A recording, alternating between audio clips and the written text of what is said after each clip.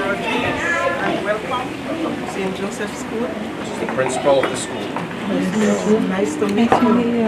About 56 students, and now we're down to 29, and it keeps going down, going up. Last time we had the oil company doing seismic testing, and because of that, a lot of people came back. They brought their children, and we had a lot of children coming to school. So that shows that it's an employment problem. Yeah, there's no employment, so they leave. Yeah. As long as there's employment, they would stay. There are few people that stay here. They're either old people or people who don't have like anywhere else to go, and they just stay. What kind of programs are you? Like any art programs? Yes, right now we're doing like, for example, we do some of the traditional arts that the parents used to do, like we do canoe, we do drums, they do small drums, they do a lot of stuff, even Garifuna dolls. So yes, they do a lot of art stuff. And they also do expressive arts. Yeah. So we're working on it slowly, hopefully that someday, and I'm also promoting entrepreneurship in them. Like someday they will be able to own their own business and bring them. Yeah, they won't leave the community. Yeah. So that's our goal. That's what we're working on. Everybody don't need to leave. I'm still here. This is the middle division teacher. She's Miss Gianni Rodriguez. Hi. You don't see me last night. Oh, yeah. These are her students.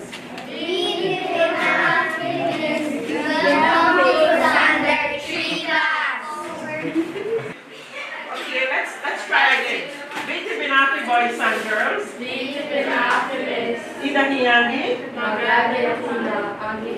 Okay, so I am asking them, I'm greeting them good morning, and I'm also asking them how they're doing, and they tell me they're responding by saying they're all okay. This is Mr. Maclovio App. He's our infant 1 teacher, and he also teaches Garifuna. Yes! And I also dance Garifuna. He also knows the national anthem in Garifuna. Oh, wow. So you can come in and see the future of Belize right in this classroom. Big Benaki boys and girls. Okay. This is Mr. Cal. He is the middle division class teacher. And these are standard 1 and 2. Big Benaki boys and girls. Okay, can you tell our visitors Big Benaki? Who here would like to dance a little punta for our visitors? Oh, yes.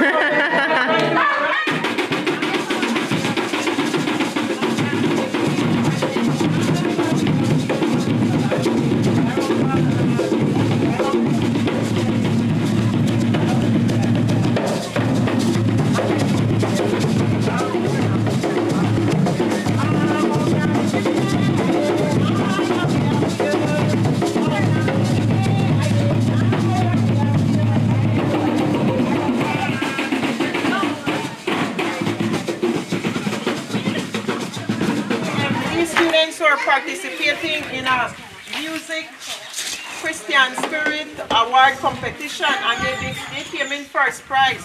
So they want to display to you what their presentation was like yesterday and why they made first prize.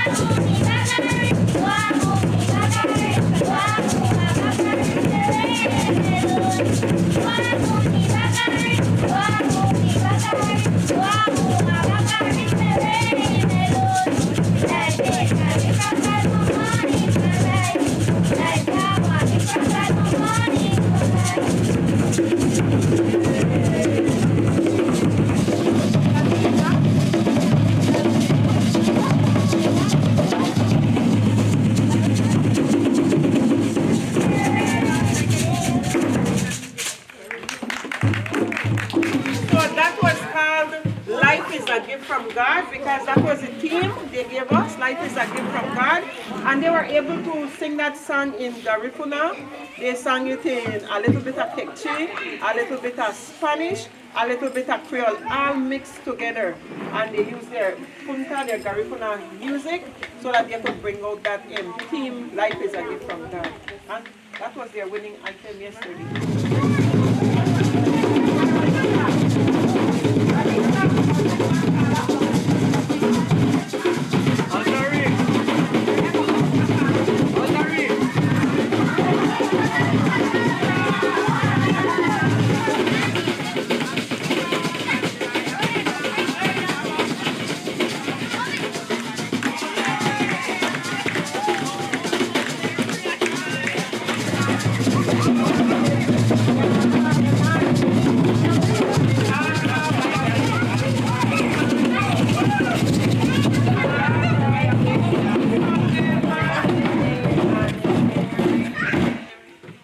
That's it, guys. Thank you.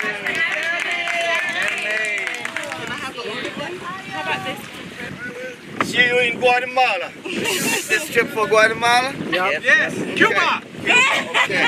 Vámonos. All right. Well, as you know, like I'm the guy that like keep an eye on the border.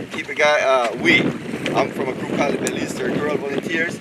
We're kind of like a radical organization. Keep an eye on the natural resources. Our main goal is to protect Belize's natural resources. So we do anything from illegal fishing to illegal logging. That's what we do. We monitor those and keep the government in check. Right here you can see the effects of climate change. You see those big trees falling into the ocean. From that point, and if you notice in Barancco, you'll see a lot of big trees falling in. Those are the effects of climate change that we have taking place in the Gulf of Honduras here. As you know, Guatemala have a standing claim on Belize. They're trying to claim us. But in 1859, our borders was established. Our borders was actually established before Guatemala became an official country. So it's hard to say why they want to like claim our country. But they have a claim on our country, and a lot of people give them attention. We don't think we should give them attention, but the politicians in this country give them attention, and as a result, they have taken the claim to what they call the International Court of Justice. And that's where it's at right now. So they will decide whether or not Guatemala can have a part of Belize. I mean, for me, it's ridiculous, right? I mean, our borders was established a long time ago, but the pressure from their people coming into our country to rape our natural resources is intense, and that's one of the things that we do. We continue to monitor along the borders. Yes, it's easy to blame climate change, but we also have big companies like the banana companies that all the bananas go to Europe, and the Europeans are like buying cheap bananas from Belize at the same time at the price of our environment. You know, so we always call it out, because you could buy a banana in Europe almost as cheap as you could buy one here in Belize, right? So what happened? You know, they don't respect the environmental regulations, and you know, I mean, like Europe is, I'm not like just picking on Europe, but they're the consumers, and they need to know where their food is coming from. And if it's causing people's livelihoods and people's lives, then they just can't be concerned about their food. They have to concern about the long-term effects of that. So that's something like I always get into trouble for calling them out, because oh, look how the Europeans are helping here and they're helping there, but they're also screwing up here and they're screwing up there as well. Not because you help me means that I can't tell you that you're screwing up things. Raquel had asked me to talk about the Guatemalan dispute and that kind of stuff, so I want to go back to that area. Like I said, like where we came from, Barancco is the furthest community south towards the Guatemalan border on the coast. Right there are the communities inland. And one of the things that we like always involved about, one of the things that we are always like involved in is the border dispute, because if we see illegal fishing taking place or Guatemalans coming over into Belize's territory, we're going to call them out. And oftentimes the government will just turn a blind eye to that because they don't want to controversy. They don't. Guatemala is a huge country. I don't know if they're afraid of Guatemala or what, but they don't. They allow them to come in. We can't do that. This is our country. All we have is 8,867 square miles. Belize is a small country compared to Guatemala. So if somebody don't stand up, then what will happen? You know?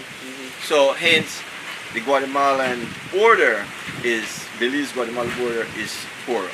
Right? So we continue to have a lot of incursions there. But if you go back to history, you will see that our borders, like I was telling you earlier, was established in 1859. So there's no reason that I don't see complications there. If it was agreed that this is where the Belize border was, then, you know, when we were under British rule, a lot of people here are anti-British, anti-monarch, and yeah, for good reasons. But when the British had their full presence here, we didn't have the kind of incursions from Guatemala that we have now because they manned the border. We, as a country, our government, we're not manning the border the way we should man the border. Again, I think that we've been set up by America. You know? And again, America, like, again, I'm not anti-American, just so you know. But That's the chorus. every time they give a donation to Belize, it's got to be military or police. Why can't they donate schools and computers and things that will make us think and that will keep us out of jail and that kind of stuff? But what they do, they give us even them police van to take the prisoners around. You know, our prison 20 years ago didn't look like it is now. Today our prison look like a prison in America. They even have the same clothing. Wow. You know, You're good at that. somebody will facilitate some kind of movement so that you can get a license. You know, I mean, you could go right over, like from Barancco, it's just a few miles to the border, and a lot of those guys who live on the Guatemalan side have Belizean fishing license. One of the things that make us popular or controversial is that we are into sustainable fishing. So even though it is the law, right, for the government to patrol and enforce the laws, they don't. We go and we do it on ourselves, by ourselves. We just like pick up at one night with some of the guys who, you know, from around here who are concerned, and we do our own patrol. So why would the Guatemalans, you know, pay attention to you since you're not official? Would they confront you? Oh yeah, there are some confrontations. Oh yeah. Yeah, we've had like major confrontations. At the end of the day, you know, it's our resources. You know, I have been threatened by our own government to say lay off of those guys. I'm like, well, if you're not going to do the job, we will do it. Right. And today, with the help of technology, cameras, and everything, we do a lot more.